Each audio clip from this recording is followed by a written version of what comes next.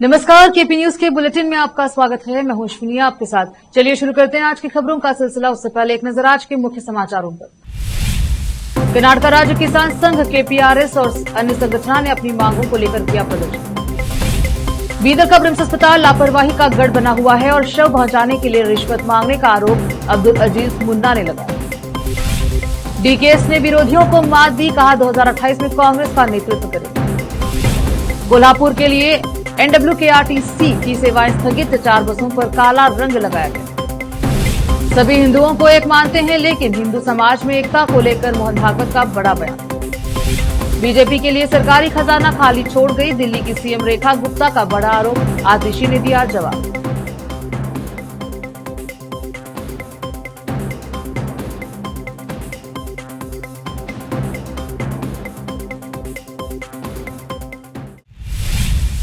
समाचारों का सिलसिला शुरू करते हुए देखते हैं समाचार विस्तार से। पहले समाचार स्थानीय। कर्नाटक राज्य किसान संघ केपीआरएस बीदर, कर्नाटक राज्य कृषि श्रमिक संघ AIAW बीदर ने वन मंत्री कार्यालय के सामने संयुक्त विरोध प्रदर्शन करते हुए मांग की है कि MSP कानून प्रवर्तन, किसानों के खेतों में जंगली सुअरों द्वारा फसलों को पहुंचाए गए नुकसान के लिए मुआवजा दिया जाना चाहिए, किसानों की ऋण माफी किया जाए, कृषकों को वन भूमि पर अतिक्रमण से बचाना सहित अन्य शामिल हैं। अपनी इन मांगों को लेकर नारेबाजी आदि करते हुए धरने पर बैठे हैं। कैमरामैन महेश डीके का कवरेज। इधर गुलबर्गा डिस्ट्रिक्ट में एक गवर्नमेंट लैंड जो है वो पहले परमकोट जमीन था, गहरान जमीन था। अब बाद में पानी में क्या हुआ, एक 20 साल पहले वो उनकी वो फॉरेस्ट उसमें बना बोल के जो करना है रेवेन्यू इलाके, उसको फॉरेस्ट वाले को दिया से, मगर कब्जादार हम है। मिनिमम गुलबर्गा में एक 10,000 है, बीदर में एक 11-12 हज़ार लोग वो जमीन अब से नहीं 60-70 साल से वो जमीन वो कब्जा करके उसके ऊपर ही उसका ज़िंदगी चल रही गरीब लोगों की। मगर अब जो ज़मीन का जो रेट बढ़ गया, पूरा रेट एक 50-60 लाख तक गया। अभी गरीब लोग कहाँ से जाएंगे वो ज़मीन छोड़ के? वो झाड़ भी नहीं है, वो ज़मीन पहले पत्थर झाड़ वो ये बहुत कचरा ज़मीन था, उसको जो है डेवलपमेंट करे ज़मीन को, लोग डेवलपमेंट करके पत्थर वो ये निकाल के अच्छा ज़मीन करके उसको जो है उसके ऊपर ही वो ज़िंदगी कर रहे। वो लोगों को ये फॉरेस्ट वाले बहुत जुल्म करे। हम साहब के पास हमारे भूमि हमारे को देव बोल के पूछने के लिए आए। कंट्री साहब को हम 8 दिन पहले से उनके हमारे क्या तकलीफ है बोल के पूछने के लिए आए। उन्होंने आज रहना था, जरूर उनके ऑफिस में रहना था। हमारा जो तकलीफ है वो तकलीफ को दूर करने के लिए रहना। इलेक्शन आए तो जो टाइम में आते हैं वो टाइम पे वहाँ का हमारा रास्ता देखते हैं उन्होंने, मगर हमारा तकलीफ क्या है बोल के उनको पूछने के लिए आए। बोले तो उन्होंने हमारे को 8-8 दिन बिठा के उन्हें किधर तो फिरते रहते हैं। ये बहुत तकलीफ की बात है। इलेक्शन में आए तो वोट मांगने के लिए हमारा कोई भी पार्टी वाले रहते आओ हमारे को वोट दे बोल के बोलते हैं, मगर हमारा तकलीफ के वजह से उनको बोलने के लिए आए बोले तो उन्हें यहाँ नहीं रहता। उसके लिए आगे क्या है बोले तो हम जो टाइम दे रहे हैं वो टाइम तक उन्होंने आके हमारा तकलीफ क्या है दूर करना। देखो अरण्य भूमि कई कैसे अरण्य भूमि रहता। बीदर जिले के अंदर ज़मीन हकाले वाले हो, ज़मीन जो सागवाड़ी कर रहे हैं उनके आज जो सरकार जो 4 एकड़ 38 गुंठे जो सरकार आदेश करने के बाद गरीबों को सब ज़मीन बांटने के जब बांटना बोल के सरकार ही बांटी ज़मीन, आज वो ज़मीन सरकार बांटी से ज़मीन में वो कोई गरीब करके खा रहा है। तो उसमें चला के 92 में क्या है अरण्य बल के उसके सिरपड़े करके आज क्या है अरण्य बल के बता रहे। आज उनके जब बच्चे ज़मीन हकाल के खा रहे हैं, आज उनके दादा बाप सब गुजर जाने पर कई बच्चे करके खा रहे काम, लेकिन वो ज़मीन छुड़ाना बोल के जो सरकार का क्या रूल्स है ये रूल्स फॉलो नहीं होना। सरकार क्या है आज कब्जेदार कोई है, पट्टेदार कोई है, उसको कब्जा देना, उसको पट्टा देना बोल के हमारी इस तरफ हम आके इधर इडी कर्नाटक भर के हम ये हमारा आंदोलन चालू है। यहाँ पर ये आने के वजह देश जो आज़ाद हो गया 1947 में, लेकिन यहाँ पर हिंदुस्तान में आज़ाद नहीं हुआ। और ये जो है ना हिंदुस्तान में जो है बाबा साहब जो संविधान किया गया है, सीलिंग बोलकर कानून जो हुआ है यहाँ पर, उस कानून के तहत जो है ना गरीबों को ज़मीन देना बोलकर हो गया। ये जो फार्म नंबर 50 और 53 और तकरीबन जो है ना 50 ये खाली 7 फार्म 7 बोलकर था 1900 जो है ना 60 में उस टाइम पर जो पहाड़ी में अमल में हुआ है, कई लोगों के पहाड़ी में आ चुका है और पट्टा बना लिए हैं। और जो पहाड़ी के अंदर यहाँ की सरकारों का जो मनसूबा ये है, लेकिन उस जमीन को छीनना बोलकर मनसूबा किया जा रहा है। एआईएमआईएम के बीदर जिला अध्यक्ष एवं बीदर नगर सभा के सदस्य अब्दुल अजीज मुन्ना ने बीदर के निवासी जो कुंभ मेला में भाग लेकर घर लौट रहे थे, हादसे में मौत होने पर अफसोस जाहिर किया। आज वह अपने कार्यालय में पत्रकारों से बात कर रहे थे। उन्होंने एक बार फिर बीदर के ब्रिम्स अस्पताल और डॉक्टर और कर्मियों की लापरवाही का मुद्दा उठाते हुए आरोप लगाया है कि ब्रिम्स अस्पताल के वार्ड बॉय और नर्स मृत्यु शव को एम्बुलेंस तक पहुंचाने के लिए भी रिश्वत मांगने का आरोप लगाया। साथ ही अस्पताल के डॉक्टरों की लापरवाही के संबंध में बताया और एक वीडियो रिकॉर्डिंग पत्रकारों से साझा की। कैमरामैन महेश डिगे का कवरेज। और तमाम भारत के लोग जय हिंद। अभी ये प्रेस कॉन्फ्रेंस बुलाने का मकसद ये है कि बड़े अफसोस की बात, हमारे भारत में एक अफसोसनाक वाक़या पेश आया। कुंभ मेले में जो हमारे हिंदू भाई कुंभ यात्रा के लिए अपने मजहबी इबादत के लिए गए हुए थे, वापसी में आते इस टाइम एक हादसे में एक्सीडेंट में हमारे बीदर लाड़गिरी के 6 लोग एक्सीडेंट में हलाक हो गए। इसका बीदर और भारत में बड़ा अफसोस किया जा रहा है और हमें भी दिली बड़ी तकलीफ महसूस हुई, क्योंकि हमारे शहर के लोग जो है ना एक्सीडेंट में इंतकाल कर गए। उसको लेकर बीदर इंचार्ज मिनिस्टर ईश्वर खंडरे जी, बीदर रुकन असम्बली रहीम खान साहब और बीदर एमपी सागर खंडरे और अपोजिशन के तमाम लोगों ने ताज़ियती अल्फाज बयान किए, अफसोस किए चीज़ों पर। तो डिप्टी कमिश्नर साहिबा ने तहसीलदार साहब को जो है उत्तर प्रदेश भेजा, जो लोग एक्सीडेंट में मारे गए उनके डेड बॉडीज बीदर लाने के लिए। ये हुकूमत की जिम्मेदारी है, ये काम बहुत अच्छा किए हैं, हम इसका जो है ना सराहना करते हैं और ऐसे अफसोसनाक हादसे ना हो इसके लिए भी ऊपर वाले से दुआ करते हैं। लेकिन हमारे शहर बीदर में ब्रिम्स हॉस्पिटल जो करोड़ों रुपए लगाकर बनाया गया है, एक अफसोसनाक वाक़या, ऐसे तो बहुत हो रहे हैं। एक हफ्ता पहले भी जो है रिसेप्शन पे कोई न रहने की वजह से डॉक्टर जब तक रिसीव लेकर नहीं आते तब तक ट्रीटमेंट नहीं करते बोले। तो उस टाइम पर कुछ मीडिया के भाई को कॉल किया था, वो लोग भी वहाँ पर आए, हम पहुँचे। पहुँचने के बाद वहाँ पर रिसेप्शन में चिट्ठी फाड़ने के लिए, रजिस्ट्रेशन करने के लिए कोई चंबर में नहीं थे। डॉक्टर से बात की तो डॉक्टर ये कहे कि जब तक हमको रजिस्ट्रेशन का चिट्ठी नहीं आता तब तक जो है ट्रीटमेंट चालू नहीं करते। उसी दरमियान में मेरे पार्टी के लीडर्स मेरे साथ में थे और मीडिया वाले भी साथ में थे। उसी दरमियान में 2 डेथ हुए, चाहे वो डॉक्टर्स की लापरवाही की वजह से भी या कुदरती मौत हुई, पर ऊपर वाला जानता था। उस टाइम पर हम ज़रूरी नहीं समझे हंगामा करना। लेकिन आज 23 फरवरी संडे के दिन सुबह फजर में 5 बजे एक लेडी जो कुपरगांव हुमनाबाद तालुके की 60 साल से ज़्यादा उम्र थी, उनका इंतकाल हो गया। इंतकाल होने के बाद जो वार्ड बॉय और स्टाफ जो होता है, एम्बुलेंस में बॉडी डालने के बाद वो बॉडी एम्बुलेंस को आगे जाने नहीं दिए, जब तक वो पैसे नहीं दिए। उसका वीडियो यहाँ पे मौजूद है और पूरी ऑडियो रिकॉर्डिंग है यहाँ पे। वो लोग कह रहे हैं, इससे पहले मेरे ससुरे का जब इंतकाल हुआ था, मेरे ये अंधेरे में वीडियो कुछ झलक दिखेंगी आपको, लेकिन आवाज़ पूरी सुन सकते हैं आप लोग। ये लोग ये कह रहे हैं, वो साथ में जो लेडी है, मेरे ससुरे का जब इंतकाल हुआ था आज से 3-4 साल पहले, मैं 100 रुपये देकर मेरे ससुरे की बॉडी लेकर गई थी मैं। लेकिन आप जो है ना 600-700 रुपये बोल रहे हैं, मैं कहाँ से लेकर आऊँ पैसे? ये इतने पैसे मेरे पास नहीं है। रुकते हैं समाचारों का सिलसिला, लेते हैं छोटा सा ब्रेक।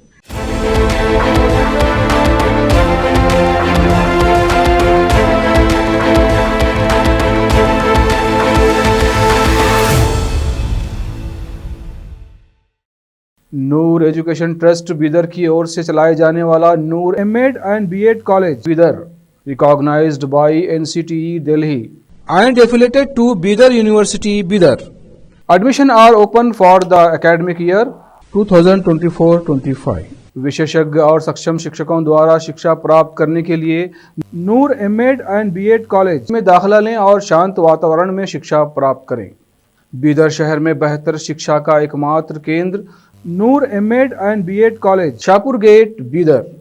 Phone numbers 9945283920, 8482221297।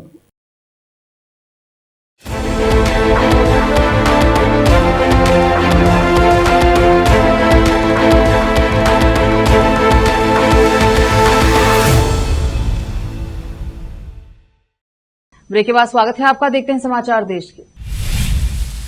उप मुख्यमंत्री डीके शिव कुमार ने अपने पार्टी नेताओं को मात देने हुए कहा कि 2028 के विधानसभा चुनाव में पार्टी का नेतृत्व करेंगे। शिव कुमार ने यह कहा कि अगले 8 से 10 वर्षों तक राजनीति में सक्रिय रहेंगे। उनके बयान को पार्टी के भीतर उनके दोस्तों और दुश्मनों दोनों के लिए एक संदेश के रूप में देखा जा रहा है। यह ऐसे समय में आया है जब मुख्यमंत्री सिद्धरामैया की ईद इर्द गिर्द मंत्रियों का समूह कथित तौर पर शिव कुमार को केपीसीसी अध्यक्ष के पद से हटाने की कोशिश कर रहा है। हाल ही में राज्य सरकार के कर्मचारियों के सम्मेलन में डीके शिव कुमार के नारे लगा रही भीड़ ने उनसे कहा, जब मैं अगला चुनाव जीतूंगा और मेरे नेतृत्व में सरकार चलेगी तब आप ऐसे नारे लगा सकते हैं। मेरा स्वास्थ्य अच्छा है और मैं अगले 8 से 10 साल तक राजनीति में बना रहूंगा। मुझ पर भरोसा रखें। कांग्रेस के एक नेता ने कहा कि सिद्धरामैया द्वारा यह घोषणा करने के बाद कि उनके अगला विधानसभा चुनाव लड़ने की संभावना नहीं है, शिव कुमार ने खुद को भविष्य के नेता के रूप में पेश करना शुरू कर दिया है।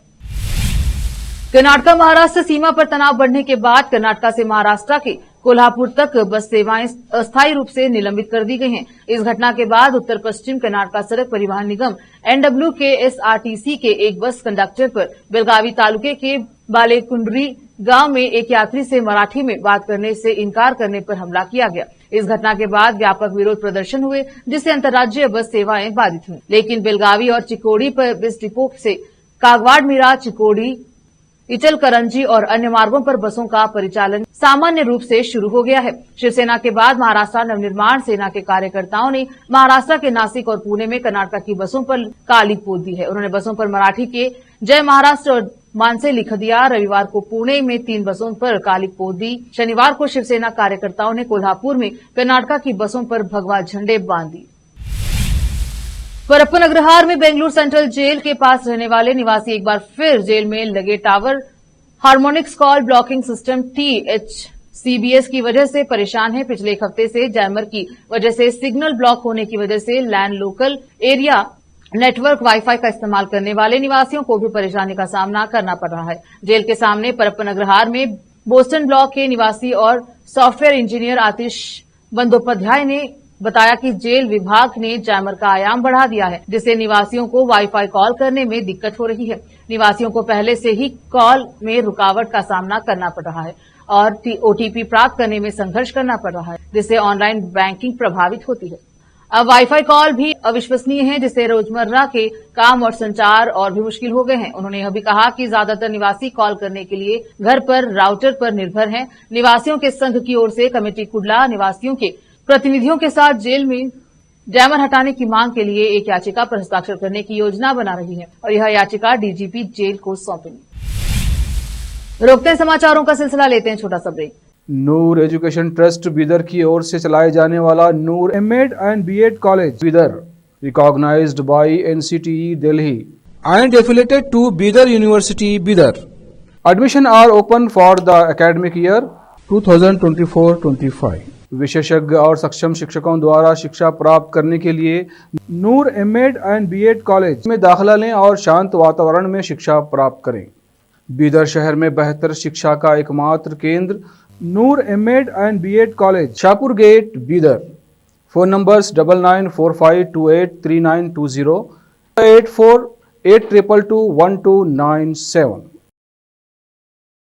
ब्रेक के बाद स्वागत है आपका। देखते हैं समाचार देश के।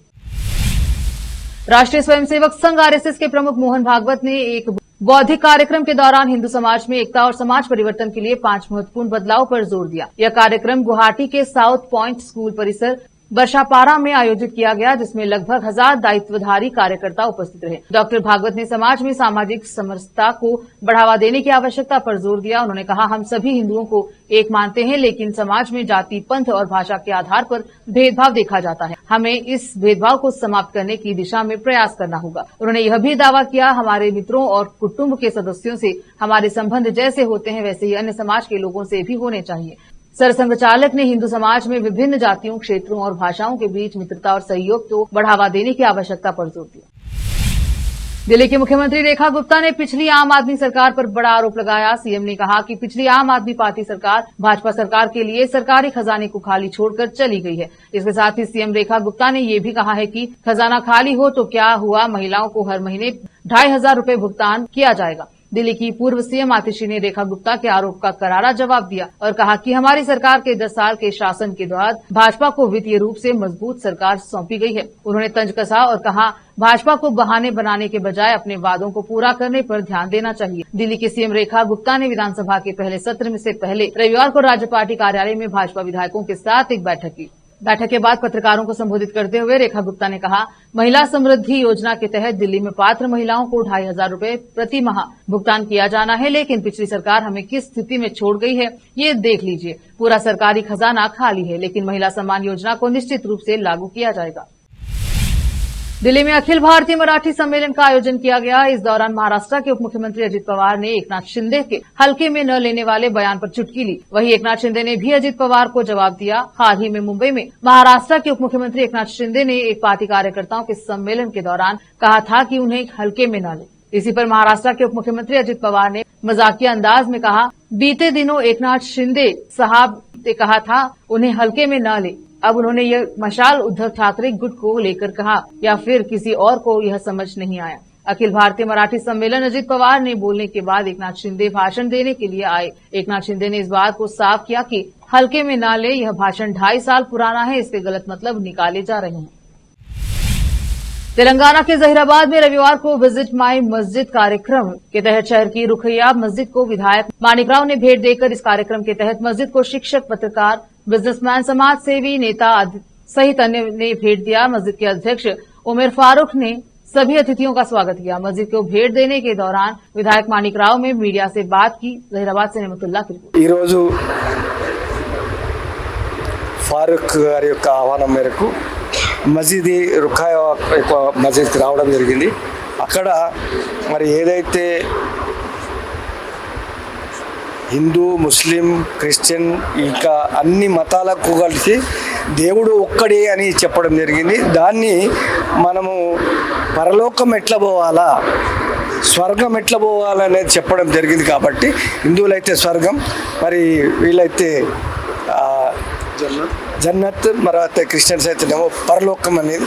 కాబట్టి మనుషుడు ఎవడు కూడా సైతాను ప్రేరేపించిన సైతాను మార్గంలో పోకుండా మంచి మార్గంలో పక్కవాడిని కూడా మనం అన్నదమ్ములాగా ప్రేమించాలి, ఒకరొకరు ప్రేమించాలి, ఒకరొకరికి మనము సపోర్ట్ చేసుకోవాలి. అందరూ కూడా మనుషులందరూ ఒకటే అనే భావనతోటి ఈ యొక్క మరి बिहार के भागलपुर में सीएम नीतीश कुमार ने पीएम मोदी की तारीफ की और लालू यादव पर निशाना साधा। नीतीश कुमार ने कहा, 2005 से पहले बिहार की स्थिति बहुत खराब थी। पटना में भी 8 घंटे तक ही बिजली आती थी। पहले लोग घर से बाहर नहीं निकल पाते थे। हम समाज में हर किसी के लिए काम करते हैं। बिहार के विकास में मोदी जी का सहयोग मिल रहा है। बिहार में अब हिंदू मुस्लिम का झगड़ा नहीं होता। नीतीश ने कहा, हम 24 नवंबर 2005 से पहली बार यहां सरकार में आए थे। उस समय शाम के बाद कोई घर से बाहर नहीं निकलता था। बुरा हाल था, समाज में बहुत विवाद था, पढ़ाई और इलाज का हाल खराब था। पटना में राजधानी थी, फिर भी वहां केवल 8 घंटे बिजली होती थी। नीतीश ने कहा, हम समाज में भी सभी के लिए काम करते हैं। एक बार फिर से रोकते हैं समाचारों का सिलसिला, लेते हैं छोटा सा break. Noor education trust Bidar की ओर से चलाए जाने वाला Noor MEd and BEd college Bidar, recognised by NCTE Delhi and affiliated to Bidar University Bidar. Admission are open for the academic year 2024-25. विशेषज्ञ और सक्षम शिक्षकों द्वारा शिक्षा प्राप्त करने के लिए नूर एमएड एंड बीएड कॉलेज में दाखिला लें और शांत वातावरण में शिक्षा प्राप्त करें।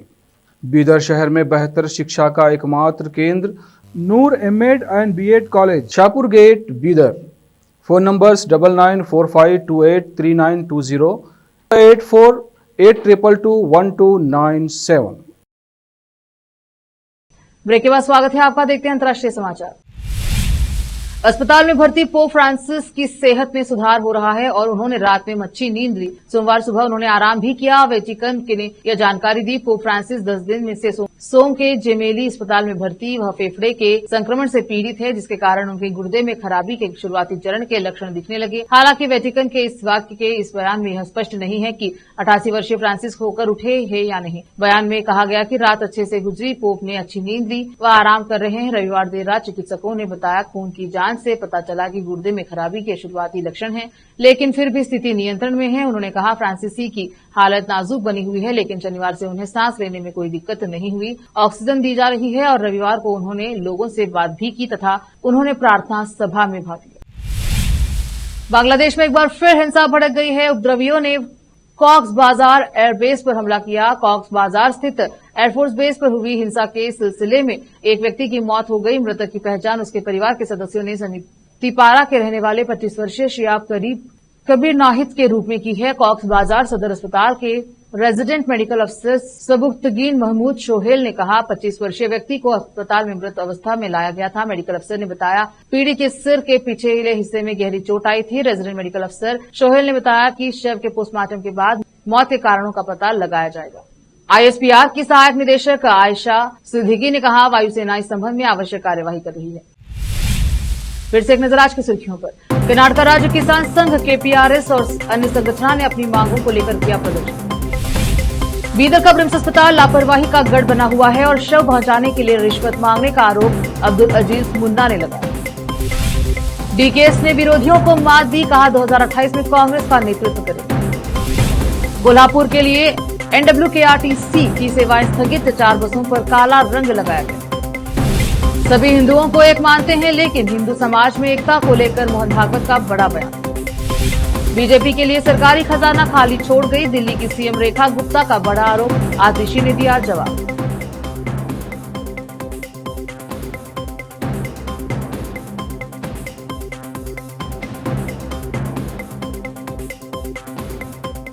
केपी न्यूज के बुलेटिन में अब तक के लिए इतना ही। देखते रहे केपी न्यूज 24/7 हर खबर के लिए।